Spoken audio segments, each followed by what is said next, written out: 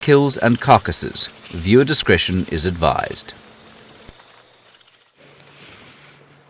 Welcome to the middle of the African bush. We're sitting live next to a female leopard. Her two cubs are hiding in the bush close to us, but we're definitely going to be spending our afternoon with the incredible female leopard, Karula.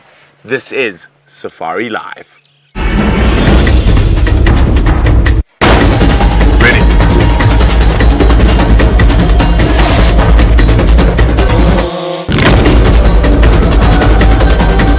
Standing by.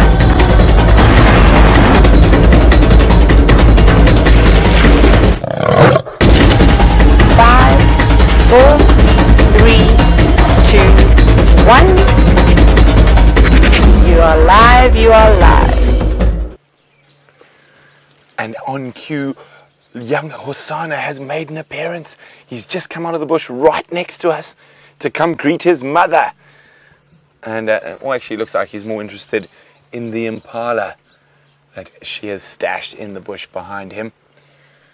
Now, of course, this is our favorite leopard here on Djuma, and probably the female leopard that most of our viewers have spent the most time with, Queen Karula, the peaceful one, the incredible mother, the silent assassin, the huntress. At the moment, the dozer, fast asleep.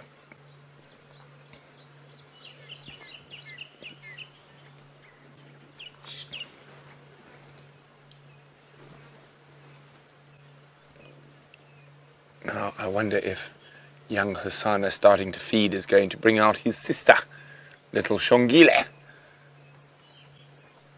Okay, we're just going to reposition so we can maybe get a better view of him feeding.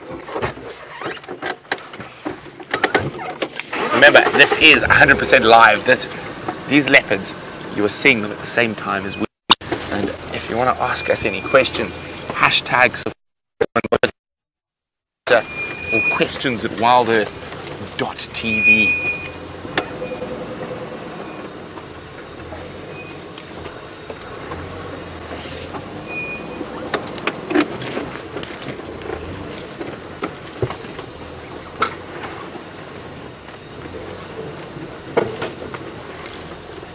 How's that for you, Zander? And you got a window there into the Impala's rib cage. Just have a look before I switch off. Oh no, there we go. Maybe a little bit further back. Get that hoof out of the way.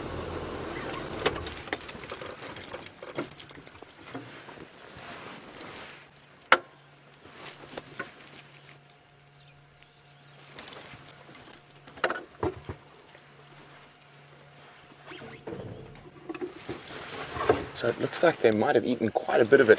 Hopefully they've eaten enough that Karula might be able to hoist this carcass shortly. When I say hoist, I mean carry up a tree to protect it from other predators. The nkuhumas are still on Djuma, hyenas are around, and the possibility that even another male leopard like Tingana might expropriate the carcass from them. Now, Zander, if you look behind you, there's another animal here. And it could get quite interesting if the elephants keep feeding in this direction. They might chase the leopards. The leopards are far too quick for the elephants to get hold of in normal circumstances. There we go. Oh, and there was a bird. I didn't see it landed.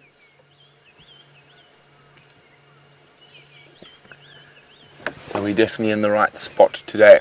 Now, little Shongile, the female cub, has just popped her head up, Zander.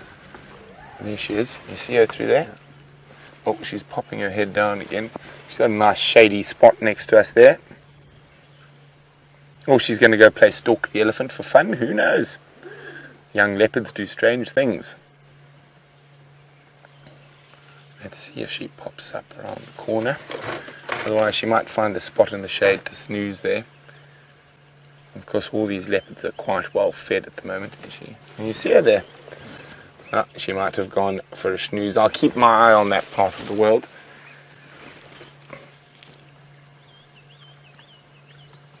And Queen Karula is up and listening to the elephants.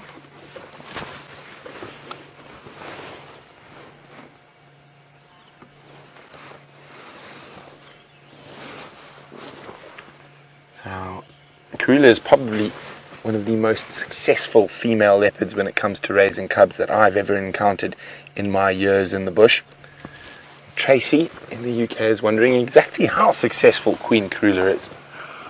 Well, Tracy, I think I'm going to need a bit of help from our long-time viewers for that one. And to how many cubs has Karula had? Now, that I know of, she's lost one, but that she could have always lost a cub without us finding it. You never know. But let me just try and remember. First litter, Shadow and Tundi. I think there's two. Oh, I think Shivambalan, Shivinzi, I don't know where they fit in, but that's 4. Quarantine, Kunuma, Hasana, Shungile, we're on 8. Now I know Shivambalan, I think, had a sister. So that's 10 that I know of. But I could be incorrect, plus 11 with one that she lost to hyenas. But I'm sure some of our long-time viewers are going to help me out now and let me know.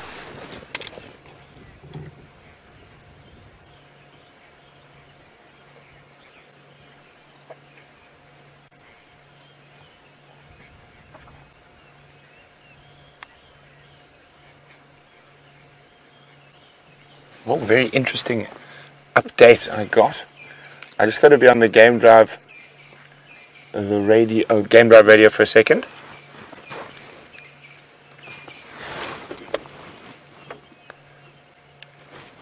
Afternoon, Andrew. Yeah, we're out one station with Karula and Mambimpa.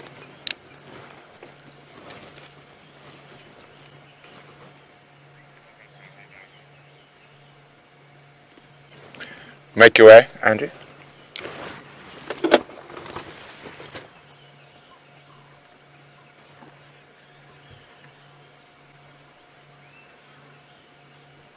You can see there's Karula panting away. It's quite warm, 27 degrees Celsius, 80 Fahrenheit.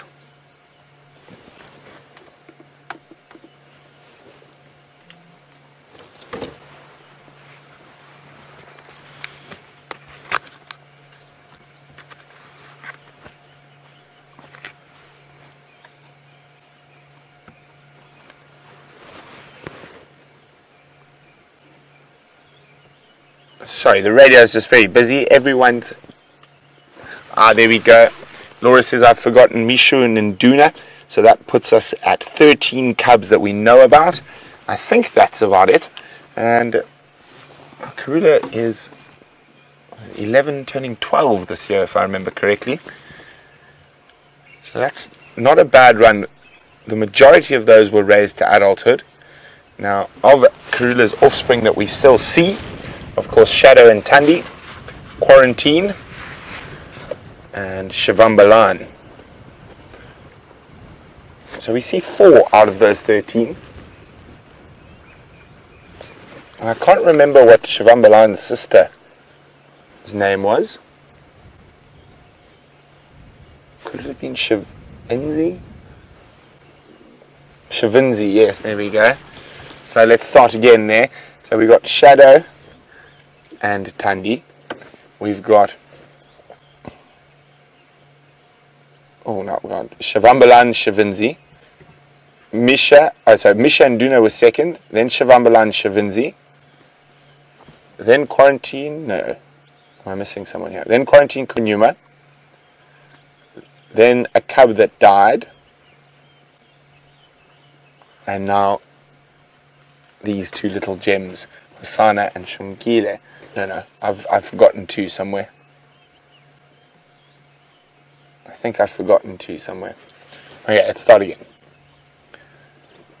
Shadow Tundi, Mishu and Nduna, Shivambalan, Shivinzi.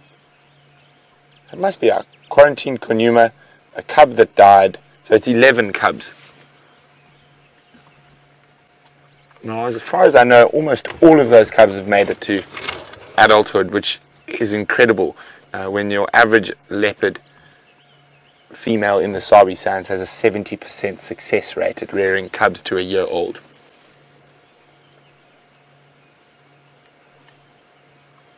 And the other predator density around here is immense. I mean, we've got all those lions, the Nkumeans, the Birminghams, lots of hyenas, lots of other leopards as well.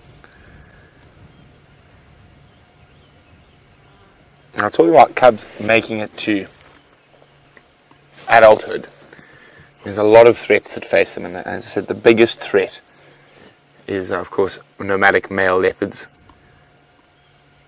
And they, out of the recorded mortalities, they make up about 70% of cub deaths under a year. Now, I've seen some quite strange things eat leopard cubs over the years, and why don't you guys see if you can guess some of the stranger mortality reasons for leopard cubs, and we'll keep it to the Sabi Sands, so only ones I've experienced here and nowhere else. And you can send me what you think some of those stranger ones might be to questions@WildEarthTV, or use the hashtag SafariLive on Twitter.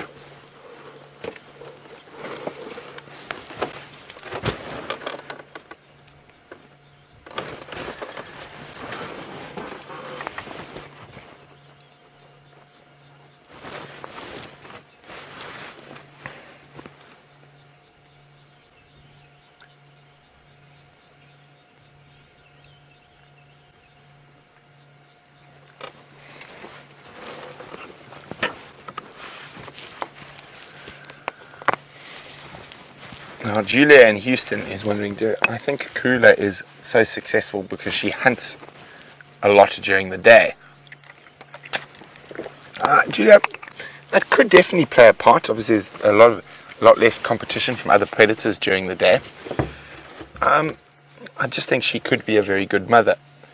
Now, if we look at her and her daughter, Shadow, who in comparison to Karula is an absolutely horrible mother, and she has only raised one cub to adulthood, and that was almost not to adulthood, and that of course is young Sindile. So it's very interesting. I mean, theoretically, if she was brought up by Karula, who's one of the best mothers we know, and Shadow is probably one of the worst mothers that we know. I mean, let me just think about the other female leopards. I know another very good mother in this part of the world is, what's her name? I've seen her to the west. Oh, it'll come to me now. I can picture her. Salahesh. Not quite sure how many cubs she's raised to adulthood, but she is known as a particularly good mother. And Tandi is raised, I know, of a female cub to adulthood, and another male cub called Bahuti. I'm not sure if any others.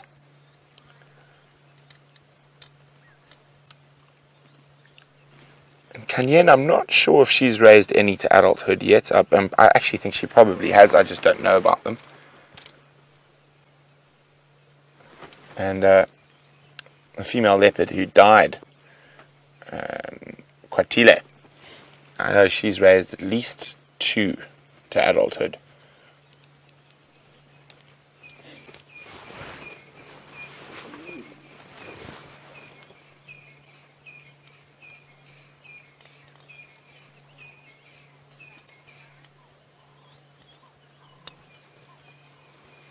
Mind Warp, well done. One of the stranger cub mortalities I know about in the Sabi Sands is indeed the African rock python. Now, they killed the cubs of a very famous leopard in the south. Oh, look at him. Of the Sabi Sands. When they were very young, they were a couple of, well, less than 2 weeks old. Karula's heads up. The Ellies might move through here. They are getting a bit closer. We can just see the trees moving behind us. But yes, African rock python ate the 3-4 females cubs at a place called Python Rock on the border of Dudley and Londolozi.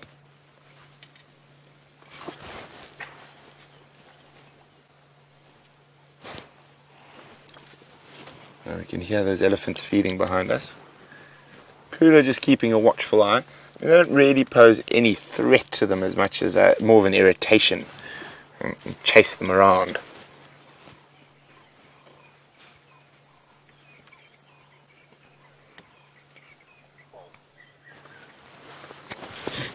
We can hear a red-chested cuckoo in the background as well.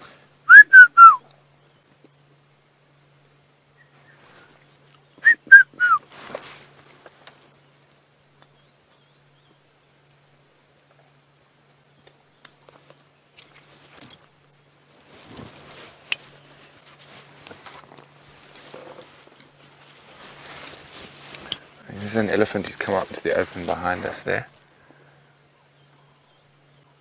Let's see if they move. I'm going to keep an eye on them, see if they move this way. So SP Nathan is wondering, do elephants attack leopards? They'll chase them like they will chase lions or wild dogs or hyenas. They're not fond of predators, even though the predators might not actually pose a real threat to them. So yes, they do attack leopards.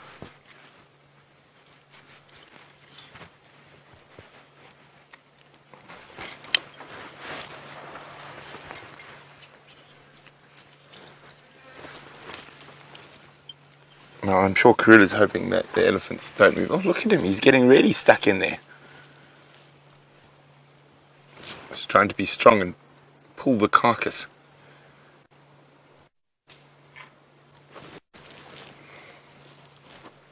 See if I think if I go slightly forward, it might be a slightly better view for you there, Ed.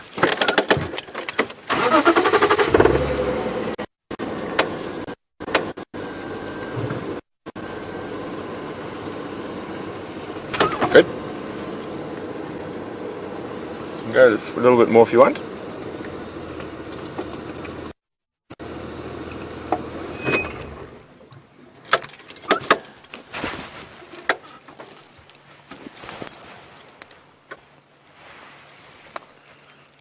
One little branch in the way there, so let's try that.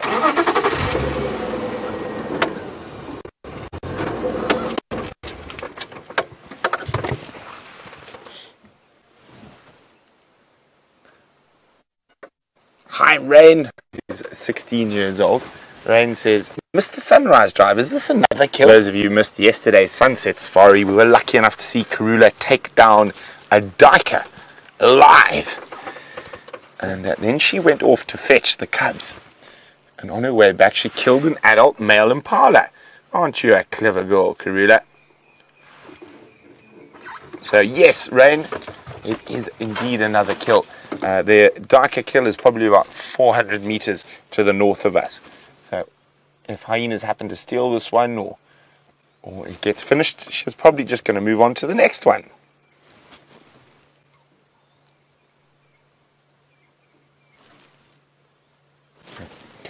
If we have a look at the carcass there now, you can actually see, there we go, it's a big impala. That's probably why she hasn't hoisted it. You can see the male's horns. It's an adult male impala.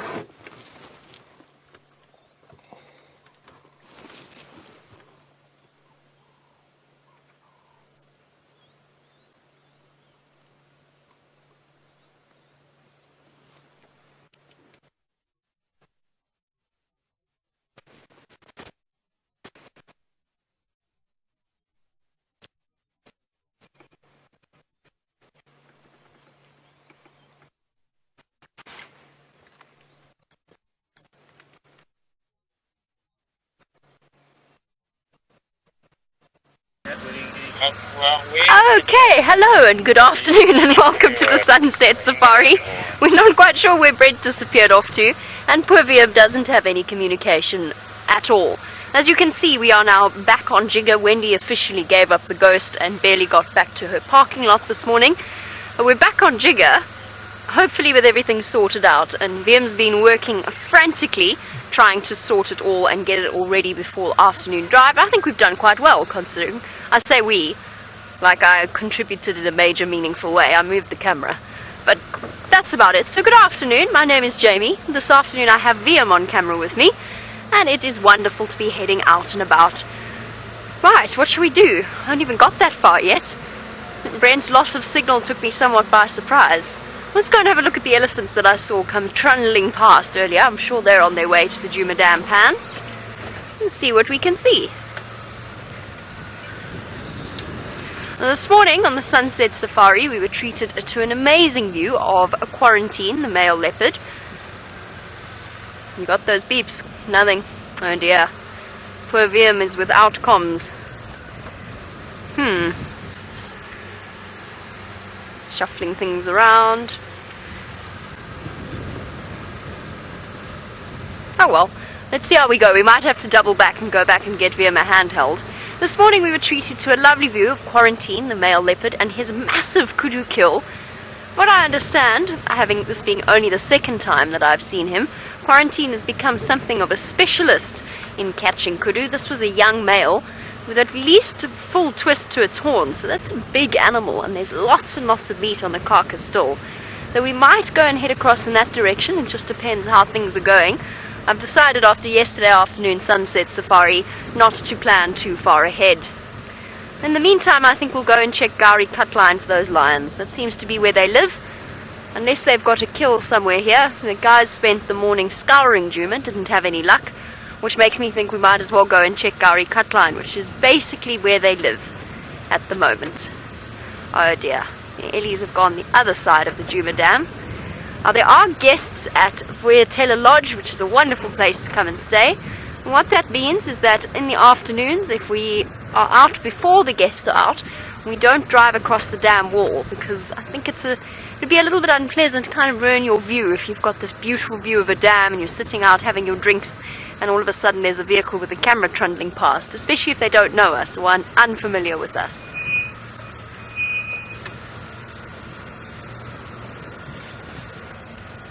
Aha! I see you. I knew I heard you. Now, to find it. It's cuckoo. Oh no. Wait, where's it gonna go? Where's it gonna go? Can we get it on camera? Will it be the thick-billed cuckoo? Will Brent be the winner of the argument that we had last night? Oh, it's so far gone. I don't think it is a thick-billed cuckoo. Brent and I had a serious disagreement because we've been hearing cuckoos again. Let's keep watching it over there.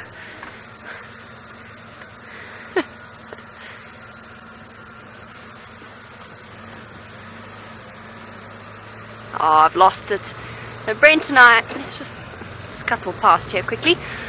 Brent and myself had quite a serious argument since we've started to see the return of the migratory cuckoos, which has been wonderful, but Brent and I are seriously disagreeing over whether we're hearing a classes cuckoo or a thick-billed cuckoo in our garden. I say classes, Brent says thick-billed, and until we find it, neither of us is going to be proven right. Of course, we could both be listening to two different birds, but we shall have to see how we go.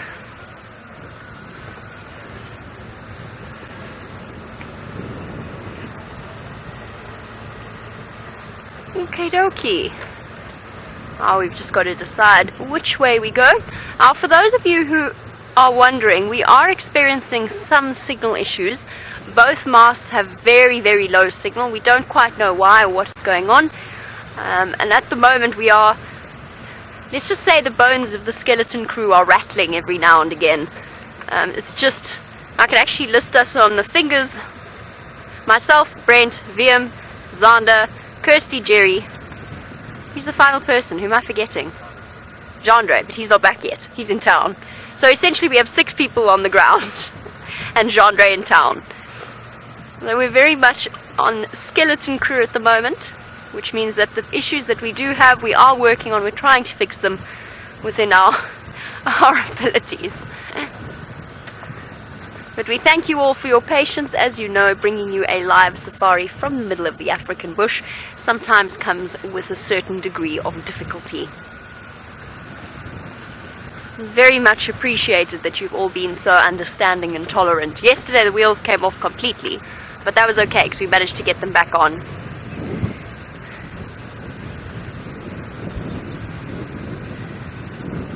And a very warm welcome to the students at Rowan Primary School, Miss Parcell's class. It's lovely to have you on board. Actually, let me stop for a moment and we'll just do a proper introduction as to how this all works. It's all very exciting, and I hope that you are all excited to go out on a live safari from the middle of the African bush. My name is Jamie, and behind me sits a cameraman who's very shy. His name is VM, and that's probably all you'll ever see of VM. And somehow there's some magic technology. VM sits on the back with the camera. He brings you the amazing images that you see out here in the African bush. Gets broadcast up through an antenna, and it goes to a satellite, and everything happens. I don't know, it's magic as far as I'm concerned. Some fantastic technology, and it brings you a live safari from the middle of the African bush. Now, we are here in a country called South Africa, and as its name suggests, we're right in the southern point of the African continent, and on the top northeastern corner, so on the boundary of three amazing countries, South Africa, Mozambique, and Zimbabwe. And this amazing area that we're in, this wilderness area with lions, leopards, elephants, and all sorts of incredible things, this is bigger than the country of Wales. So it's bigger than Wales. It's absolutely massive, 4 million hectares to be precise, and spreading across 3 different countries. And our little portion of this magical paradise is called Djuma. Oh, and we can find you all kinds of exciting things on your safari. Let's go. Hands up, what would you like to see on your African safari? Would you like to see a lion? Maybe you'd like to see a leopard? We can't promise anything because these animals are wild, but we will do our utmost to try and find you exciting things. Speaking of exciting things, it's not just me driving out here. There's also a gentleman called Brent, and he has something very, very exciting to show you.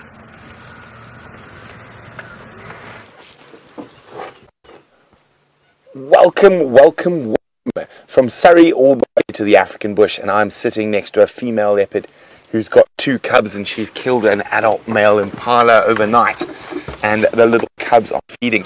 My name is Brent, and I have Zander on camera with me, and isn't this incredible? You are able to join me live in the African bush with these incredible leopards.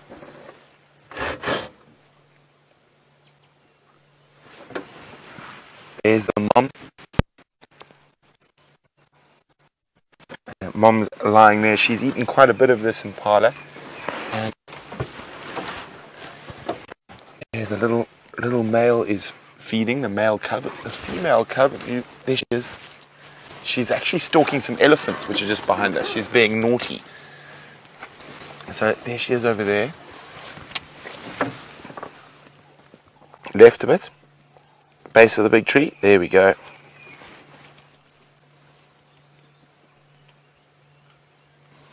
Yeah, that's the little female cub. Her name is Shongile, which means exquisitely beautiful. And that she is. And even at this young age, the female cub is going to be showing more independence than the male. She'll probably leave her mother at a younger age than the male and set up her own territory.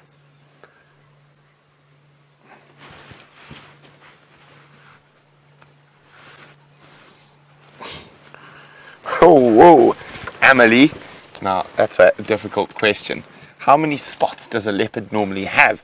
Well, Amelie, let's have a look. Why don't you try count them? I'm only joking, of course. I don't know, Amelie, to be honest. And I've never counted the individual spots on a leopard. Now, how we identify leopards quite often, especially with leopards we don't know too well, if we just, till one looks at us.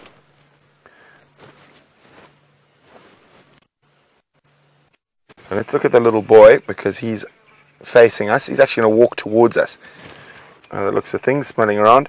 Now, if we have a look, you can see his wonderful long whiskers there. And just above his whiskers, there's a line of spots. You can see them quite distinctly there. And he is a 3-3. So each individual leopard has its own unique spot pattern, just like that, like a fingerprint in humans. And that's how we and scientists generally differ leopards apart from that line of spots just above the last line of whiskers. Now you can see 3 individual spots and 3 individual spots, and that is Hosanna, and that is the little male cub, and it means the little.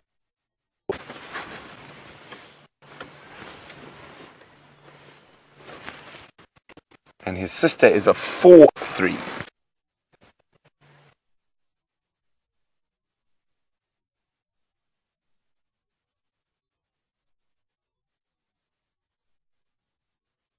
Oh dearie me, it seems as though Brent has disappeared off your screens, but that's okay. I've got a lovely surprise for you. But you just have to wait a few moments so that I can give you a chance to see the surprise. It's quite a big surprise. In fact, it's a very big surprise. Just bear with me 1 second. I'm going to show you what we've got. Oh, they're in a hurry today. Look at what we've got coming through. One of my absolute favorite animals. You've already seen a leopard, and now you've got a herd of elephants as well.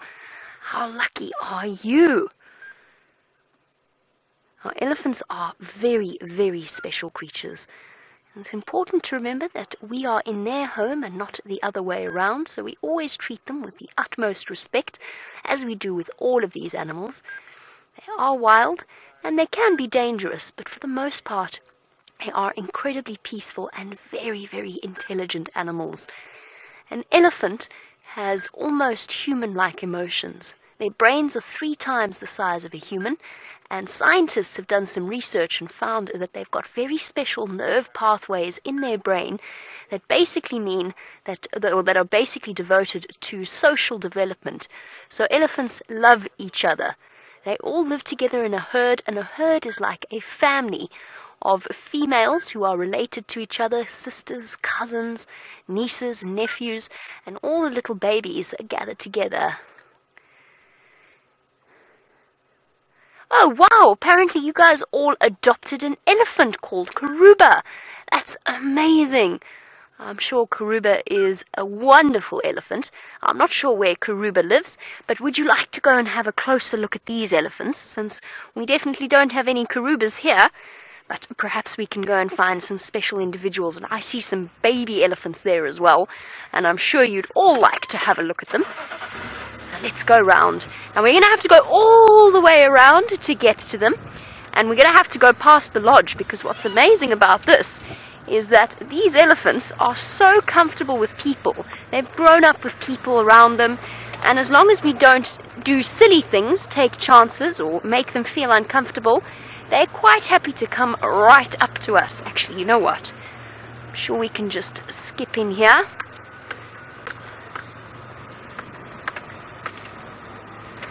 And sneak around. Everybody watch your heads. I'm going off the beaten track now, off the road. Taking my trusty vehicle. Which one's this now? Jigger. This vehicle's called Jigger. Hello, elephants.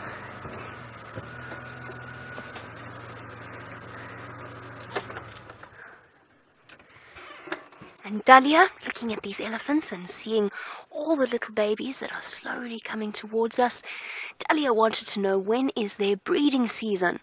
Well, Dahlia, elephants are amazing in that they don't have a breeding season. Oh, listen, they're talking to each other. Hello, girls. We're actually going to have to move. These elephants are a little bit unsettled. And I don't want them to feel insecure, because there is a lodge fence here, and I don't want them to feel trapped. But they are making their way towards us, so we're going to go backwards a little bit. Dahlia, elephants don't have a strict breeding season. Oh, what are you two doing? No. I think let's go back a little bit now, so that we don't make them feel trapped or afraid. As I said, it's important to remember that we're in their home, and not the other way around. So we're going to give them plenty of space. There we go. That should be okay for now. What you will find, Dahlia, is that an elephant, they usually give birth around summer, because that's when we get our rain.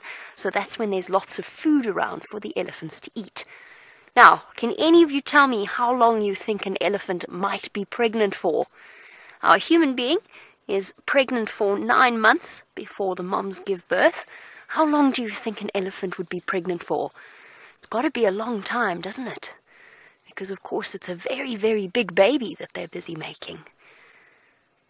Hello, big girls.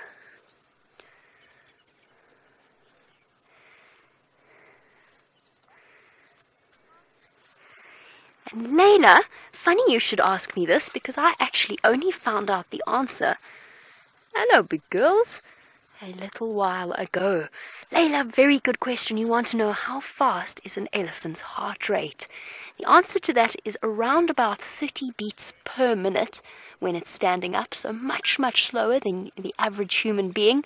Only a super fit sportsman would have a heart rate of about 30. What's happening, girls? Hello. Hello. It's okay. Oh, goodness. You guys are very, very clever. Already got the gestation period. You already know the gestation period. You are absolutely right. 22 months.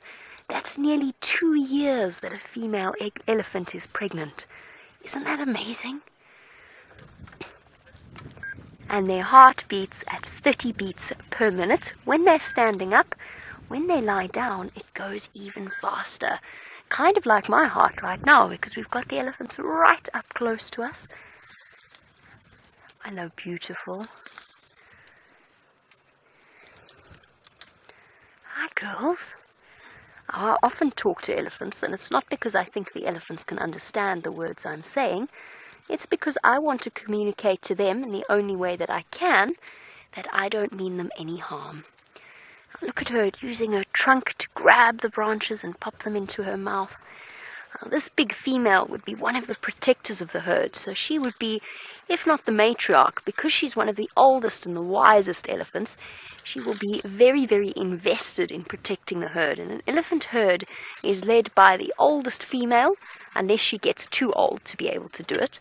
But for the most part, it's led by the oldest female, who has the most experience. She can live up to 60, even older. 60 years old, that's nearly as old as a human being.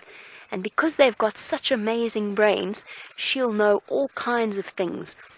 Where to go and find water, where the best point is to go and find food, how to look after her babies. Very good question from Emma. Emma, you want to know how you know which elephant is the matriarch. It's difficult unless you spend lots and lots of time with the herd. So we've got lots of elephants around here, and we see different ones all together.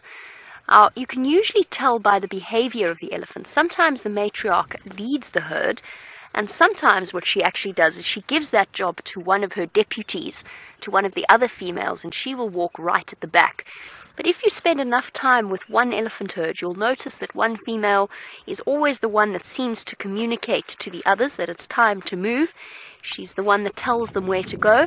And if the herd is threatened in any way, if there's a predator or something they find scary, then she will be the one to race. Oh, to you too. She will be the one to race across and rescue the little ones and put herself between whatever's dangerous and the rest of the herd.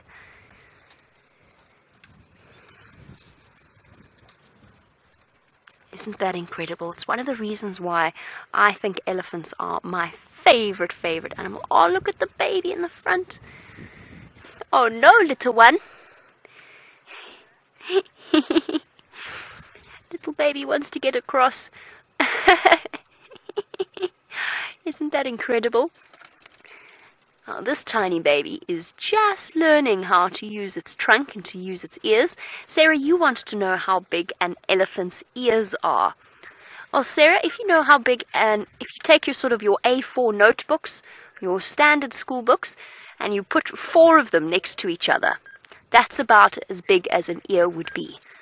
So your school books would be a good way of using an example on an adult elephant. Of course, some of them are smaller, like this little one that's coming up to say hello.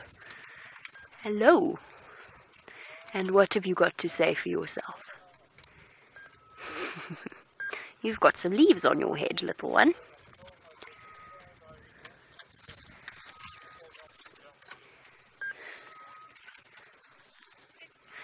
Lucy, you want to know if elephants get earwax. I don't know, but yes, I assume that they do, because of course earwax is an important thing in that it helps to collect any dirt or anything that might damage the canal of the ear. So an earwax would probably be a very, very good thing for an elephant to produce, especially because it can be really dusty and dirty out here. Okay, we're going to have to sit very tight at the moment. We're surrounded by elephants. Hello, guys. Luckily, they're not showing us any sign that they're cross. They're just wandering through. Hi, big girls. Here comes the little baby. Oh, it's running. It's running. Running to catch up with Mum. Hello, ladies.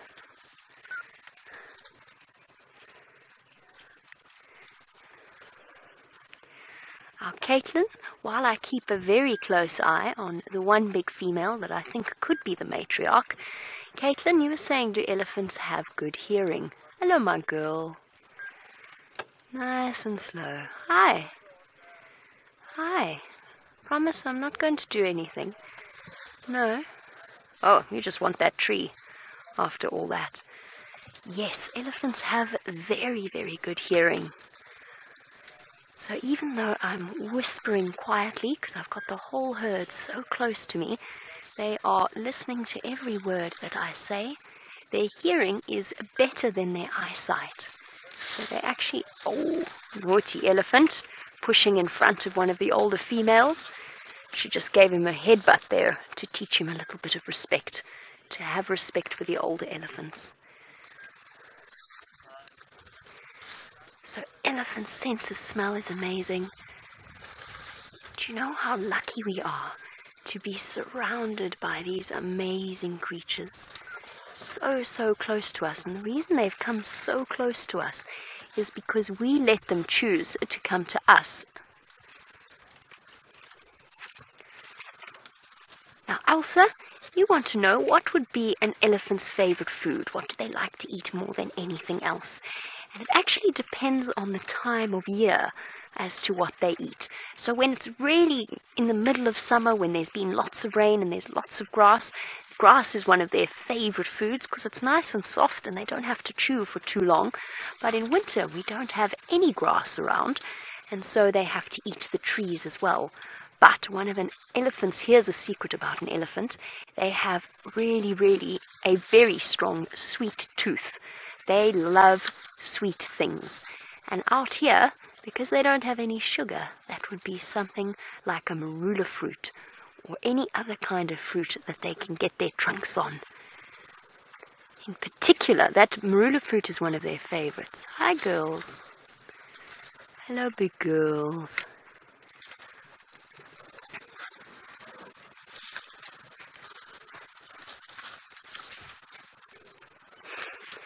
Oh, it's okay.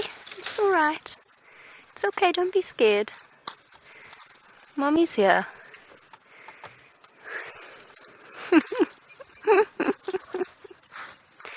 Yes. Are we very interesting? Now, don't cause nonsense, little one. Otherwise, your mommy's going to come and shout at me, and I'll be in trouble. I love baby elephants. They are just the best. They're so curious and constantly busy. Especially the babies still learning to use their trunks. We absolutely have to just sit still for the moment and let the elephants move past us. Little one, you're trapping yourself in that tree. You're going to get stuck there. Oh, you've got an itchy ear. Look at it using the tree to scratch its ear.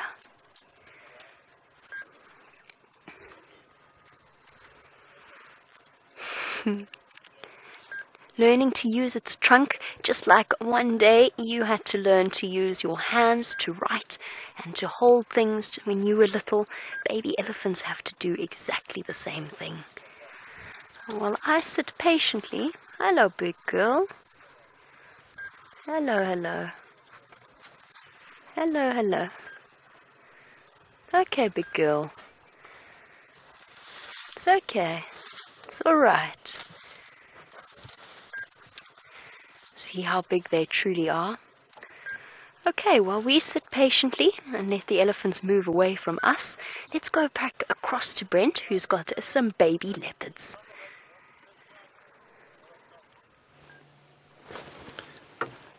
Welcome back. Sorry guys about the signal breakup. We are live from the African bush, so sometimes we do have a few little hiccups. But there we go. You can see this is the young male cub. He's finished feeding and he's busy giving himself a bath.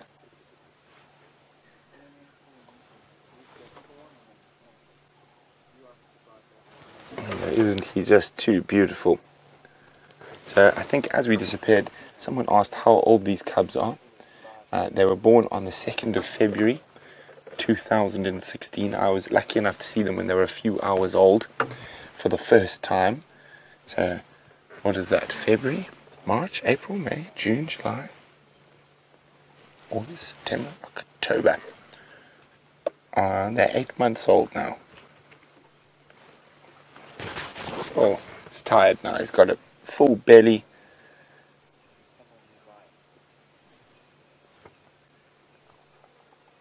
So he's going to have a snooze. Now, leopards more often sleep for up to 18 hours a day, and just depending. And especially when they've got a kill close by, lots of meat. Now, I'm hoping their mom puts the kill in the tree. It's a bit heavy for her when she first caught it. It's an adult male Impala. She weighs probably around 45 kilograms, 90 pounds or so, and that Impala probably weighs 130 pounds. Hi Lucy. Lucy would like to know, when was the first time I saw a leopard? Well, Lucy, I'm very lucky. I've lived in the bush my whole life, and I probably saw, the first time I saw a leopard, I probably can't even remember. I was probably a baby. But the first time I can actually remember seeing a leopard, I was probably about 4 or 5 years old.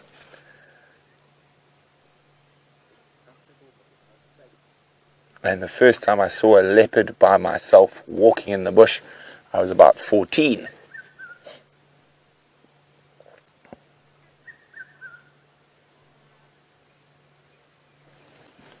Since then I've been very lucky. I've seen lots and lots of leopards. Hi Caitlin. Caitlin would like to know, is their fur very soft? Well, their underbelly fur is quite soft, but their fur has to be a little bit coarse and a little bit rough, because it's part of their protection. And just remember, a leopard has to walk through thorns and sticks and lots of things. So that underbelly there, that fur is quite soft, but the rest of the fur is quite rough.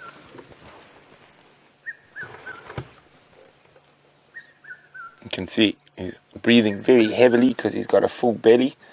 Remember, if you eat a lot and don't you feel hot after you have a big meal, that's exactly what he's feeling at the moment.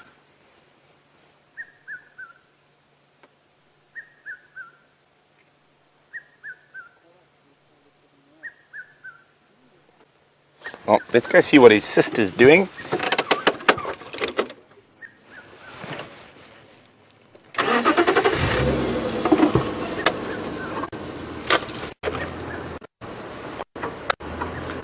We're just going to have a quick look. See what his sister's up. She was sleeping behind us. And she's still sleeping. But it's been wonderful having you guys with us.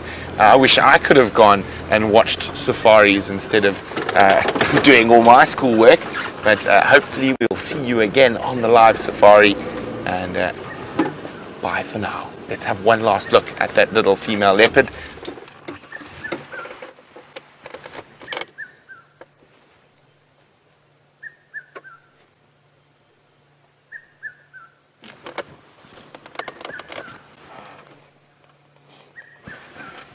Okay, welcome back everyone. And that was the first time a school from Surrey has been with us. We're still sitting with Karula and the Cubs.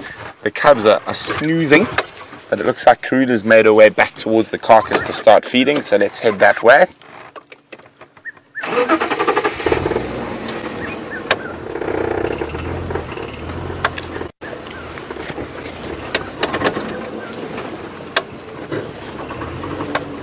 Oh, it's incredible that little Shungile is already sort of showing a little bit more independence. Hosana, even where she decides to lie and stuff like that. Oh. Standing by.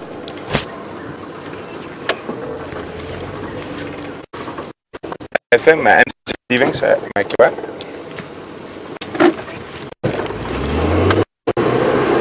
There we go.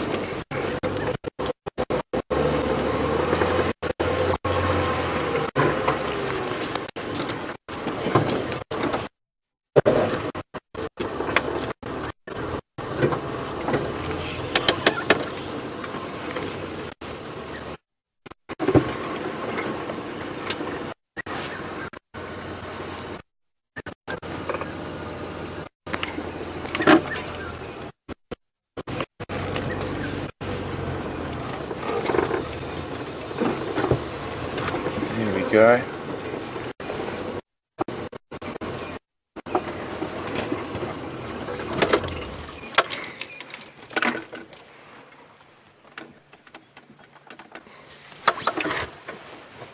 Here we go, so Karula has moved onto the carcass.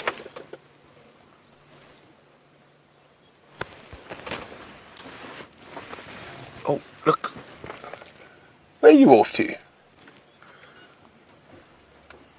Oh, he's gone down to lie in the sand where we were just parked.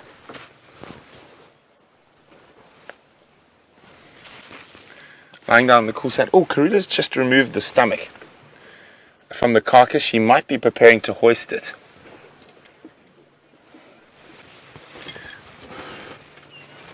Hi, Alison. Alison's wondering, how long do leopard cubs stay with their mum? Well, it's all dependent. Male cubs stay generally quite a lot longer with their mum. They sometimes even up to 2.5 years. Females are normally independent by about 18 months, but the youngest record of a leopard cub being completely independent of its mother was 9 months old. That is unusual. So normally females 15 to 18 months they'll become independent. Males 2 to 3 years.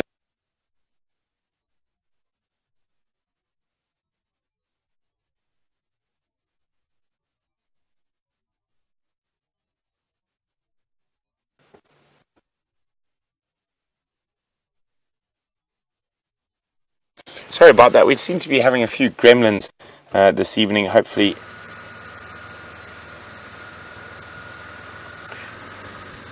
Okie dokie. Well, let's see what we've got over here.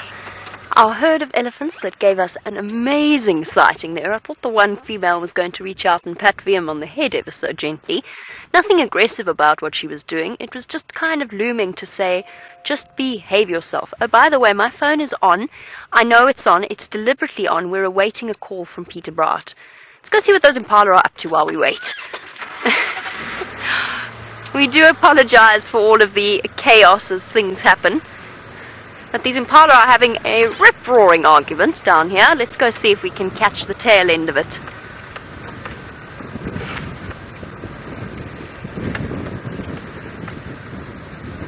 What do we do if Peter Bart calls, Liam? I guess we'd answer. Put him on speaker.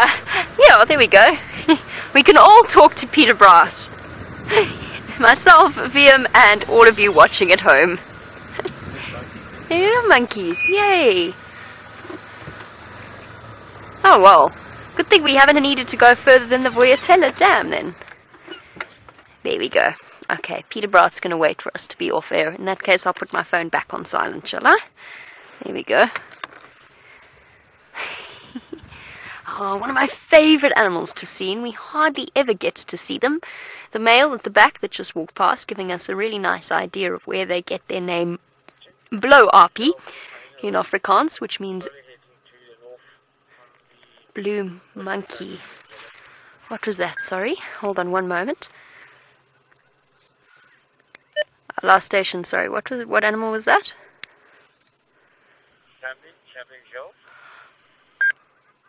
Copy that, thank you. I got excited. I thought the lines were on Hyena Road. What was the last one? For City's bird. Oh, look at them go! Bouncing up the marula tree. where the last... Ah, dear. Hold on, Andrew. Let me talk. Little monkey scrambling into the marula tree. You know, myself, I like seeing them. Think with the Jigga Road there. And yeah, from there they were not found. Negative, they were found. They were found yesterday afternoon on Gari Cutline on the eastern side of the Shkova. You copy that then. Copy that, Rex. Here we go. Look at them peeking out at us, that constant sense of curiosity. One of my favorite primates. I'm actually not a massive primate fan. It's not that I don't like them, it's just that I happen to like other animals more. I relate to other animals more than I relate to primates. And I don't know what it is exactly. It doesn't mean that I don't appreciate monkeys. They're wonderful to see. And I'm not quite sure what it is. There's just something in my makeup. I love all animals, and I enjoy seeing all animals. But I don't know what it is about primates. I think it might actually stem from childhood trauma. Perhaps that's a little bit melodramatic. But I did get chased by monkeys and attacked by monkeys and baboons when I was a child on various points in my life, which is quite terrifying when you're small. I remember being surrounded by a troop of monkeys once and screaming on top of my lungs, but I was little. I mean, I was only about 5 or 6 years old, and they were all plucking at my clothes, and they were very, very habituated. And those of you that have ever visited South Africa and visited places where the primates are a lot more habituated, or perhaps you've been to those places in India, or maybe around any parts of Asia where the monkeys get fed by the tourists, you'll know how intimidating a habituated monkey can be. I mean, there are baboons in Cape Town that are like gangsters. They rob cars. And I've had a monkey jump through my window onto my lap, take the sandwich out of my hand in the car, and then jump back out again. So, I mean, it happens. They are interesting creatures. But they're truly intelligent and fascinating to watch. Our Impala, of course, have stopped all of their dramatics, so let's go and loop around here. I'm hesitant to go too far away from either the Voyatella Dam or quarantine, in case we lose signal. I'm trying to stick around here and just make sure that we keep in areas where there's plenty to see here, so it's absolutely not a problem. It's all happening at the Djuma Dam. Right, let's see if these Impala give us another show or if they're done for the day. And we've got the silhouette of the monkey if they're not up to too much. There we go. It seems like the drama's calmed down a little bit. The males no longer chasing each other around.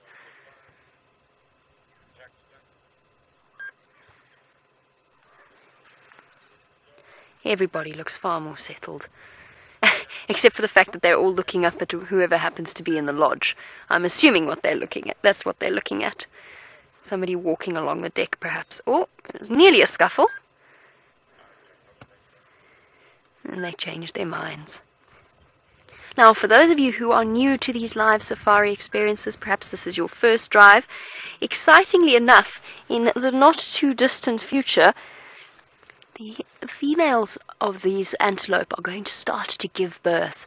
And that will be around the end of November, December, depending upon the season. Oh, look, here we've got an Impala and a monkey together. Just a little bit. Where is it now? Oh, I see one running at the back. I can't work out. Oh, there it is, a little bit to the left. There we go. Or it was there. Oh, now it's going to the right. There we go.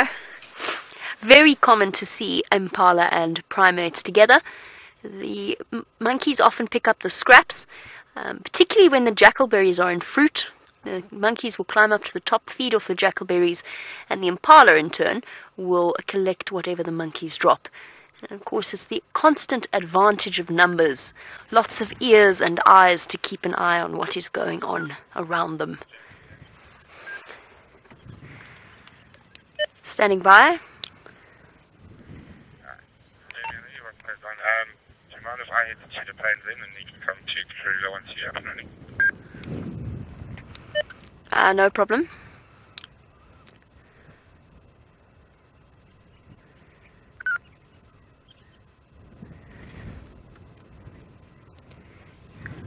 Okie dokie. I'm going to go and sort out some issues that we're having with Jigger. In the meantime, let's head across to Brent. I'm sure he'll fill you in on the plans that he's just told me about. Look at this! He's playing with a little stick. He's flinging it about. He's going to pick it up again. What are you up to, you little monster?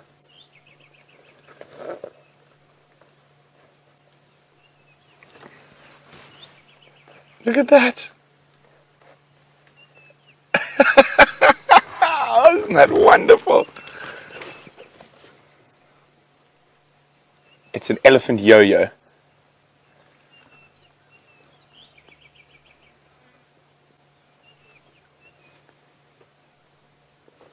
So this looks like a little bit of grass or the root of some plant. Definitely look more interested in playing with it than eating it.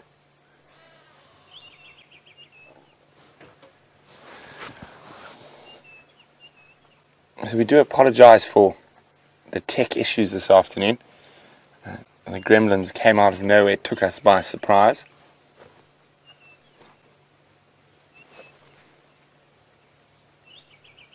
Now, all's quiet on the Karula front. They're all snoozing. No one's feeding. We just heard these elephants just upstream from where we were with Karula. So we decided to come have a look.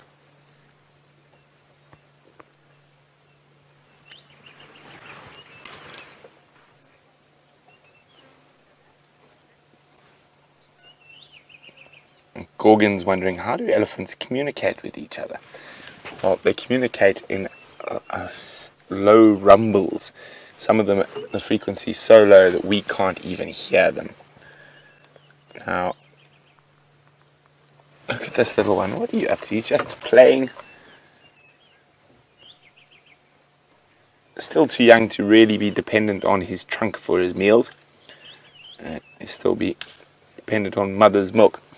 Now, a lot of those rumbles, they sound sort of almost like purrs. They can also communicate in screams. Look at this, he's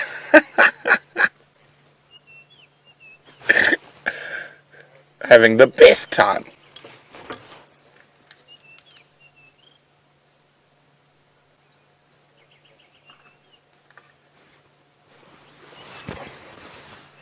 Now, little elephants are often very playful because, of course, they're getting almost all their sustenance from mom. He's having the best time. Oh, oh, oh, oh, up the bank.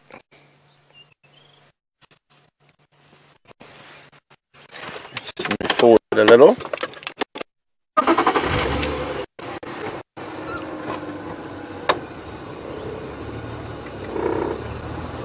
It looks like mom there.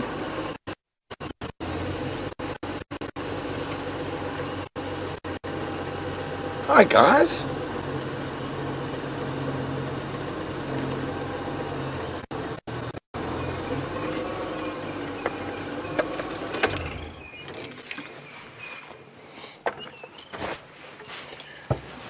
Well, we're used to elephants looking down at us, but now even more so than normal.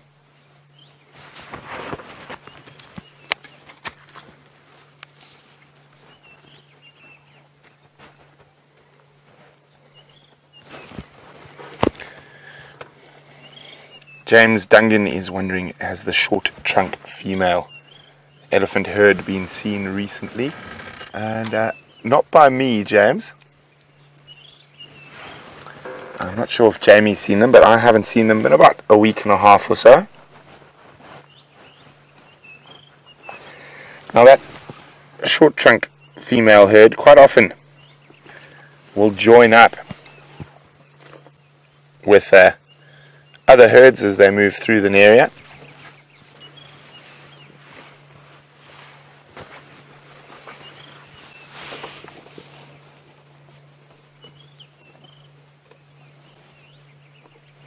There's quite a few eddies in this area at the moment.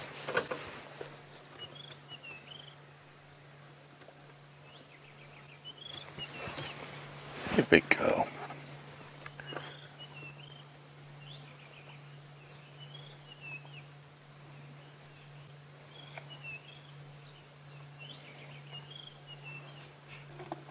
Little one about to have a drink. There you can see, that's why he's having such a good time playing about.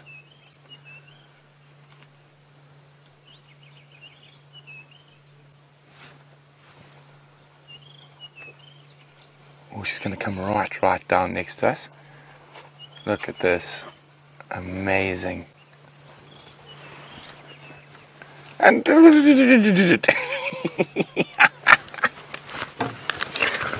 little Ellies are so much fun. Oh, he's coming to see you, Eggs. He's checking you out. Literally right behind us.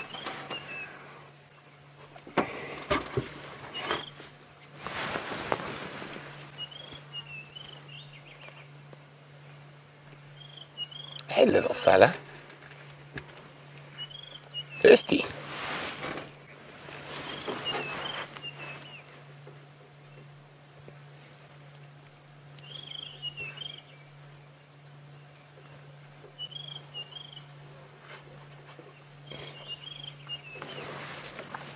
Oh, here comes fun. Watch the little one as he tries to climb the bank. Oh, he did it a bit better that time. Not as steep as the last one. She's now reaching for the lower branches of a knobthorn.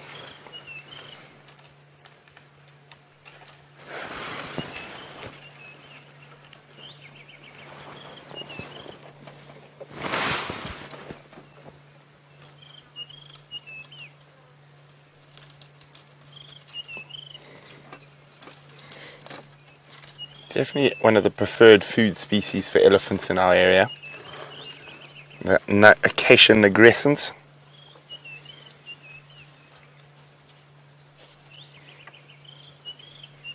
And look, he stopped to play with one of the branches Mom pulled down.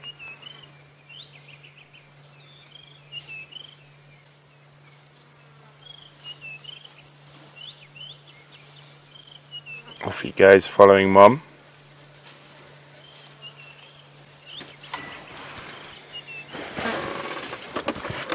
Oh, coming in behind us, Eggs. The next two.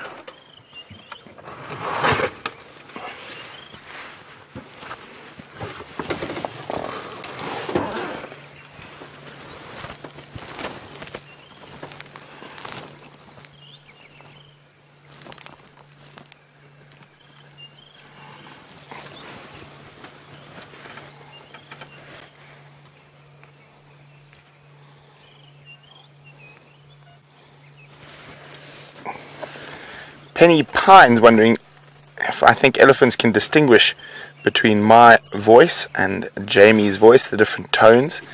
I'm not sure. I think they definitely, to a degree, can. But whether they know Jamie or I personally from our voices, I probably don't think so.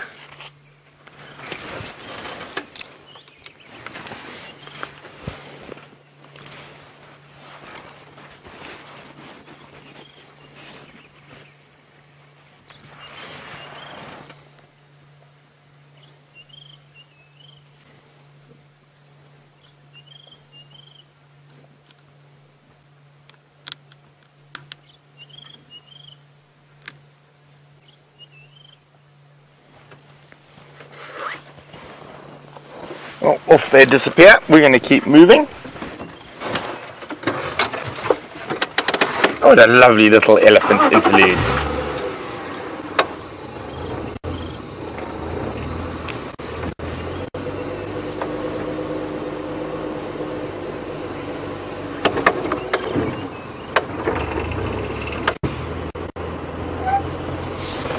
Okay, so it looks like Jamie might have had her gremlins fixed. I'm just going to have a quick chat to her on the radio so we can plan where we're going to go. Jamie.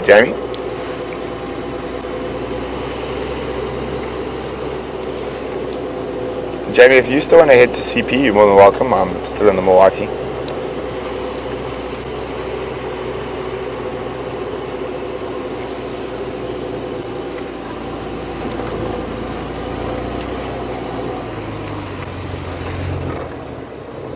Okay, copy, thanks. And I might take a gander at CP. Okay, so I think I might try head down to Cheetah Plains. It's a beautiful afternoon, and I wouldn't mind a little visit with my boy Quarantine. I feel like I haven't seen him in a while. And you never know what else might be down there as well.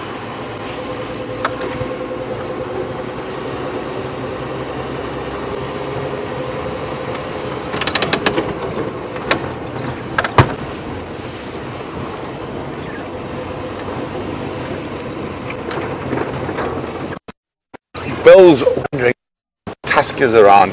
We do get a nice tusker. We actually saw a very big tusker earlier this year. Outside lip probably was me, and that's about. Oh, there you go. Is that a big horn?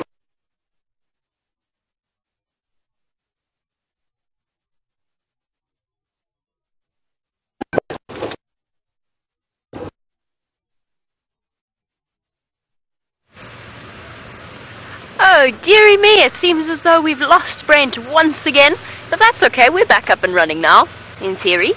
Let's go and see what we can find. I'm a bit worried about testing the boundaries of Jigger's signal at the moment, so let's see if we can catch up with those elephants for now, and then we'll push slowly but surely depending on how signal's going with Brent. Okay, back on the road again. Back past Yuri's house. Let's try this one again. Oh, good. Our Ellies are not too far away. There's such a lovely herd. There have been a couple of them on Djuma at the moment. Elephant herds I've never seen before. Brent and I were actually talking about it before we started our sunset safari. There are a couple of elephant herds we've never encountered before, and they're not 100% comfortable with people. They've obviously come in, I'm not sure whether they've come in from the Manyaleti or from the Kruger National Park.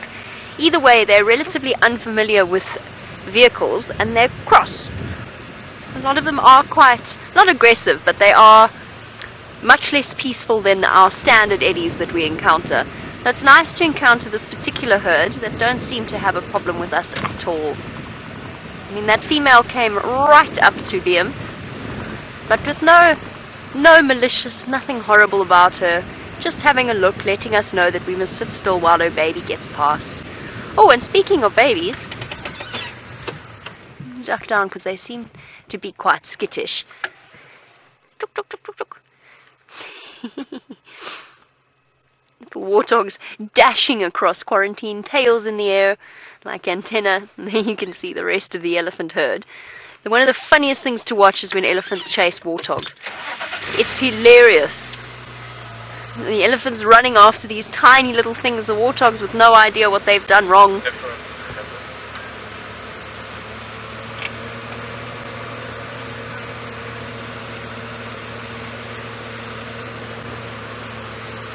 Perhaps we'll just have a nice, peaceful, elephant-themed sunset safari.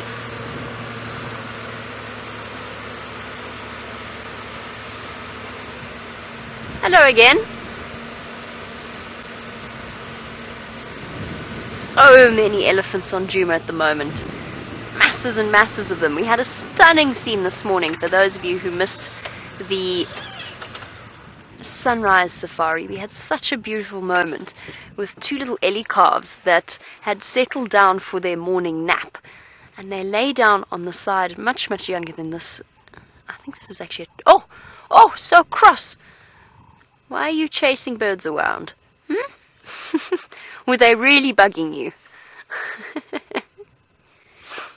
Forgot, I lost track of my thought there. I was so busy watching the elephant chase the birds. You silly things. Oh, they're wattled starlings.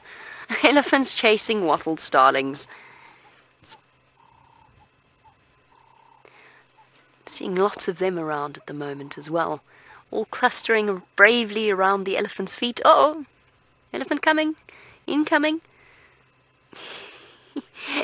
Catching all of the insects that, much like the drongos, that the elephants have stirred up.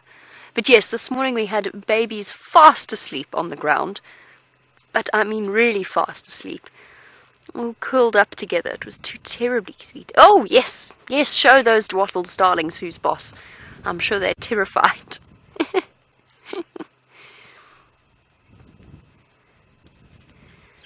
It's always interesting. Elephants have a particular dislike of predators, especially wild dogs, and little things at their feet.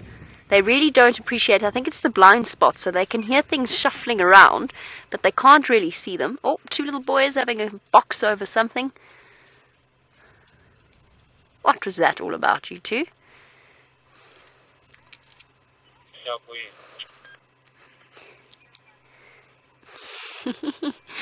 Both missing tusks, so this is much more of a head-butting contest than anything else.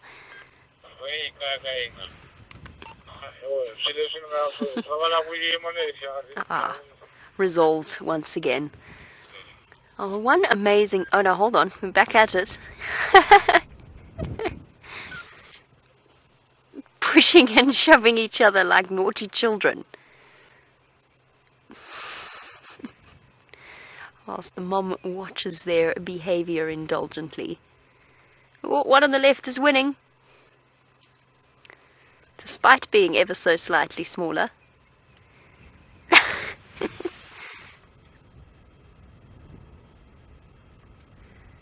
Such fun. Now, one of the amazing things that we get to see is a great deal of detail with the cameras that we have, possibly more detail than you would see if you were out here looking at the animals yourself. And while we watch the bottom of the feet walk away, Laurie wants to know how sensitive the bottom of an elephant's feet are. Can they feel vibrations in the ground? Yes, they definitely can feel vibrations in the ground. In fact, it is one of the theories put forward that that's how they communicate over enormous distances. Oh, these two are being so much fun at the back. Actually, let's reposition a little so we can see them while we do this. So, Laura, they can pick up vibrations through the soles of their feet. That's how they communicate, making those deep rumbles lower than we can hear them. These little babies are dashing everywhere. Which way are they going to pop out? Here's going to be our best view.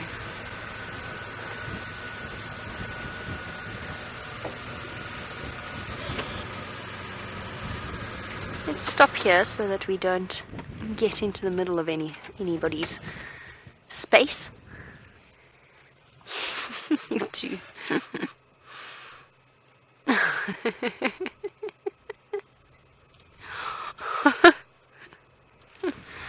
One youngster being positively bullied by the other. Elephants have extraordinary senses, and I personally feel that we are only just touching the surface of the way that they communicate with each other. Much like we're learning more and more every day about the way that whales communicate. We're pushing and shoving each other.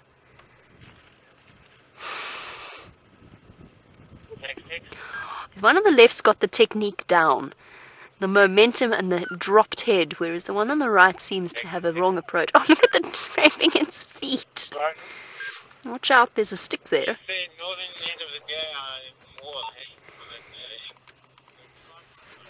Building up momentum, whipping itself into a fury. Thump. Oh. Looks like Mom might have decided to step in to separate. Nope, she's just wandering past.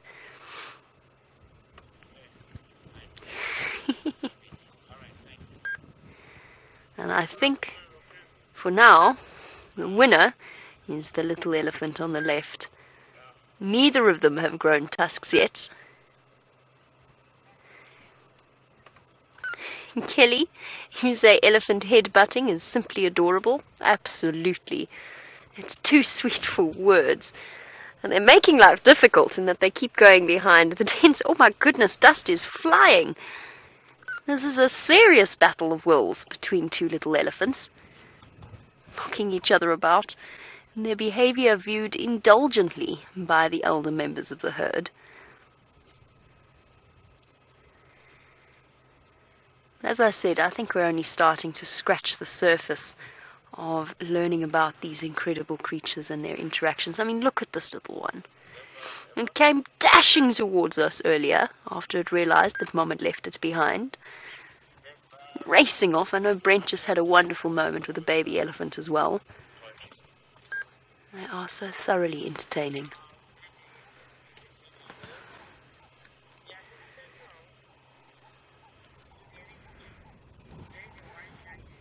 And peace descends once again. Battles won and lost.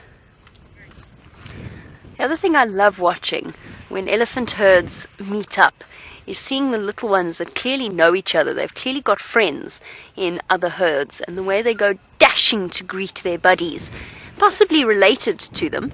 So it might be a herd that shares some level of genetics. Perhaps the herd got too big and it split.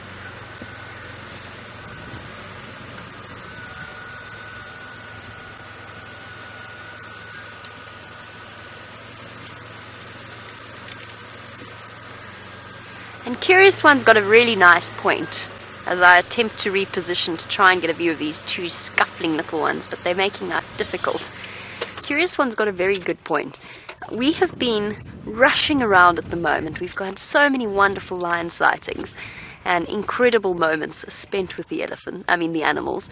But at the same time, you're absolutely right. Sitting and spending time on quarantine clearings is always special.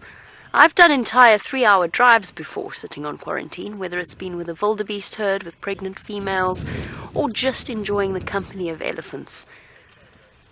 It is a lovely place to go, and you're right, the animals do pass by. Every animal comes through quarantine at one point or another. We've had a sighting of absolutely everything here. And you, madam? You have a tantrum because you got stuck in the thorn tree. She just gave such a head shake at the buffalo thorn.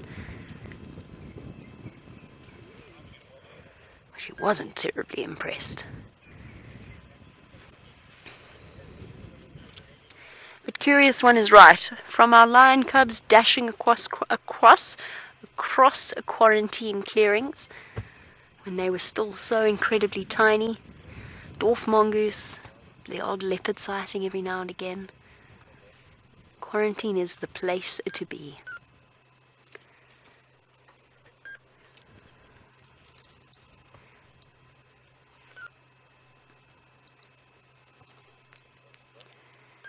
Come on, girl. Off you go. I don't want to separate you from the rest of the group, but I do want to reposition. Oh, okay, you're going off that way. Okie dokie.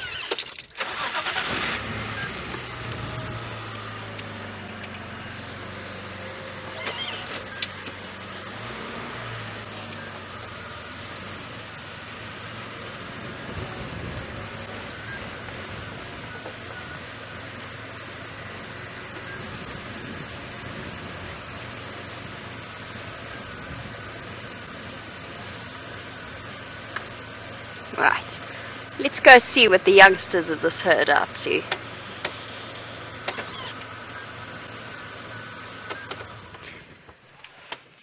Let's stop here and have a look. These two are still shaking their heads at each other. Now don't go and take it out on the little one now. Oh, that's not very nice. You're much bigger than it is.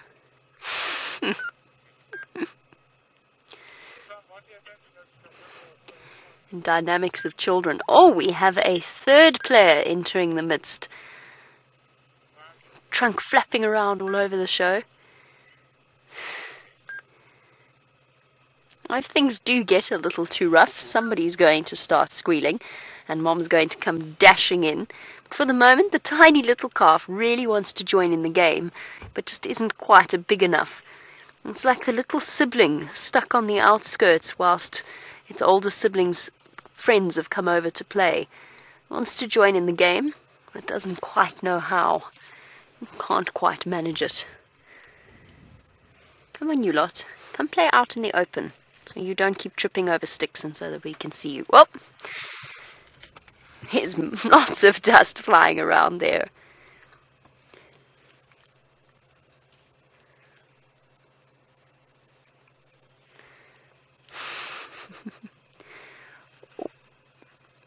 Headbutt to the side. And most likely, these are all little bull calves. It tends to be the little males that are a little bit more playful, or at least more aggressive with each other than the females. The female calves tend to be slightly more laid back.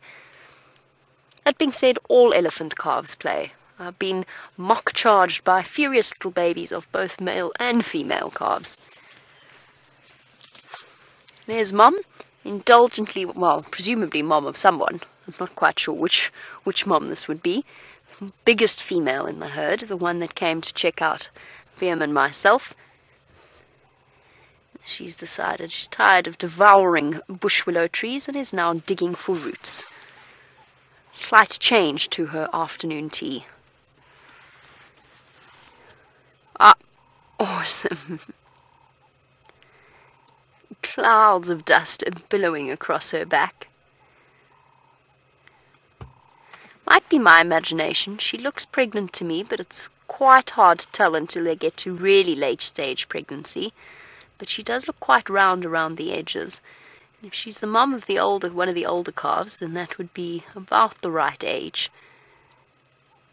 There's usually about a 4-year gap or so between elephant births, usually a little bit more actually, but minimum 4 years.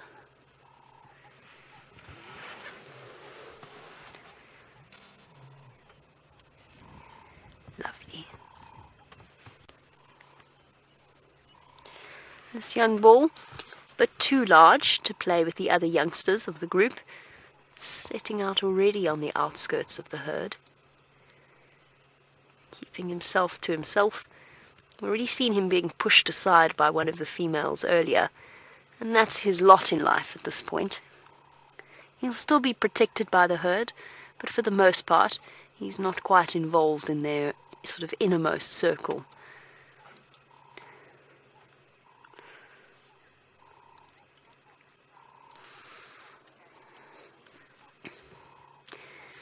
And while we watch our young bull trundle off, SP Nelson, we saw the female dust bathing earlier. Perhaps this bull will give us another demonstration. You're saying they throw the dust over themselves to get rid of ticks and parasites. Yes, they do to an extent. That will be one of the reasons. The other is to protect their skin against the harsh rays of the African sun. It forms a natural layer that just helps to reduce the heat of the sun beating down on their broad backs. I also personally think they do it because it feels nice.